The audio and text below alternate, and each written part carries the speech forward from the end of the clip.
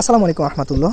আমার যে সাদা সুন্দরীকে দেখতে পাচ্ছেন, সাদা সুন্দরী হচ্ছে সবগুলো কালো বাচ্চা দিয়েছে আলহামদুলিল্লাহ। এখানে দেখেন আমি 13টা মুরগির ডিম দিয়ে সুন্দরীকে বসাইছিলাম। সুন্দরী হচ্ছে 13টা ডিম ফুটিয়ে আলহামদুলিল্লাহ সুস্থভাবে সবগুলো বাচ্চা কিন্তু বের করছে।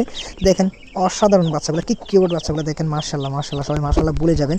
তো আমার এই সাদা সুন্দরী, কারণ আমার হচ্ছে এই পাশে যে মোরগটা আছে, মোরগটা হচ্ছে কালো মোরগ, সেই জন্য হচ্ছে সবগুলো বাচ্চা কালো হয়েছে। যদি 2-3টা মোরগ থাকতো তাহলে 2-3 কালার আসতো, তো সেই জন্য হচ্ছে সবগুলো কালো বাচ্চা বেরিয়েছে আলহামদুলিল্লাহ।